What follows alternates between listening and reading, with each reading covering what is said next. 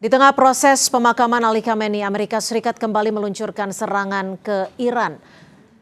Sejauh mana eskalasi serangan Amerika Serikat dan apakah akan ada pembalasan dari Iran atas serangan ini?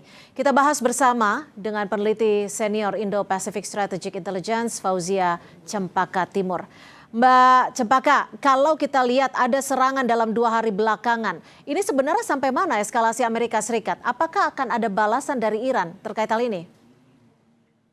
Betul Mbak Cynthia, betul. Jadi kita lihat memang dari MOU yang ditandatangani tanggal 17 Juni 2026 ini memang sangat rapuh begitu ya. Dan pola ini sebenarnya sangat berulang dari kita lihat pada akhir Juni lalu, penyerangan ke kapal Ever Lovely, lalu saat ini ada pola yang berulang yang dilakukan oleh IRGC dengan melakukan penembakan rudal ke 3, jadi bukan 1 tapi 3 kapal komersial yang yaitu di dekat perairan Oman. Problemnya tentu masih sama dengan ketika penyerangan atau penembakan rudal ke Ever Lovely, yaitu adalah karena kapal tersebut insist atau tetap ingin melewati jalur perairan Oman, Ya. bukan perairan yang ditetapkan oleh Iran begitu. Nah, dalam konteks ini tentu saja yang menjadi masalah adalah perbedaan sudut pandang antara persepsi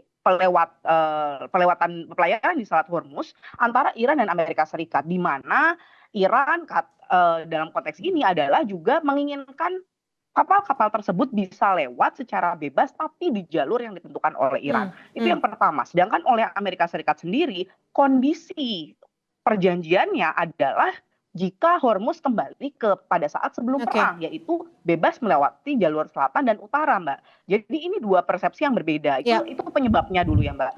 Sedangkan Tapi kalau kita lihat, ya. betul. Tapi gini Mbak Cempaka, kalau mendengar pernyataan ataupun statement dari Presiden Trump, negosiasi berakhir. Apakah ini artinya perjanjian perdamaian dan setiap rencana negosiasi yang ada ini benar-benar berakhir dan tidak akan dilanjutkan? Dan apakah ini artinya pula bahwa Amerika Serikat memiliki jalur alternatif sebagai cadangan?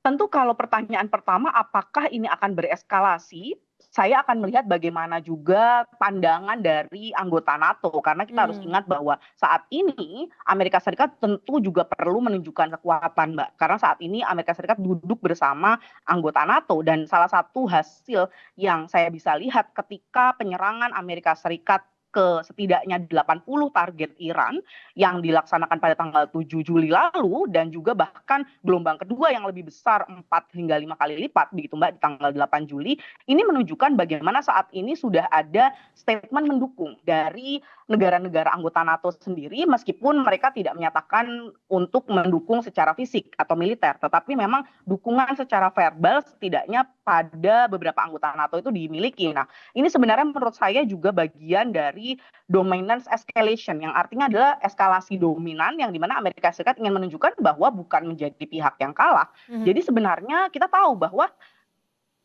MOU yang ditandatangani 17 Juni ini masih punya waktu 60 hari, Mbak. Nah, jadi bukan pola yang finish atau pola yang selesai dan definite begitu. Jadi mungkin saja jika terjadi eskalasi. Apalagi kita juga mengingat bahwa Iran sendiri memiliki pola yang retaliasi begitu. Jadi ketika diserang dia akan menyerang balik. Nah, gini Mbak Cempaka, ini kan prosesi pemakaman Ali Khamenei juga berlangsung. Ketika prosesi pemakaman ini selesai dilakukan, apakah ini artinya Iran akan melakukan serangan balik? Dan jika pun iya, negara mana yang akan pertama kali diserang Iran?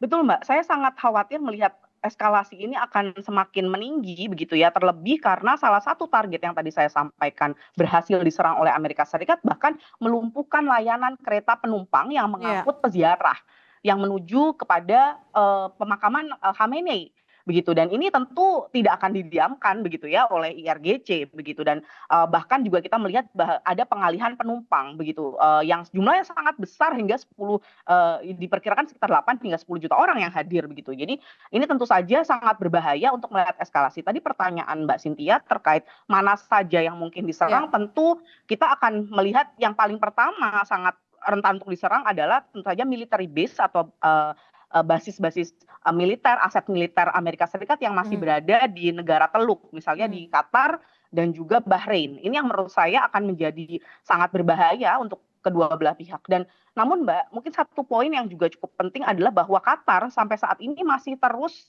menjadi pihak yang menjadi mediator. Nah, ini Ya, tentu akan sangat kontraproduktif dan ya, bahkan bisa meruntuhkan seluruh struktur perjanjian ya. kesepakatan gencatan senjata yang dimiliki Iran dan Amerika Serikat.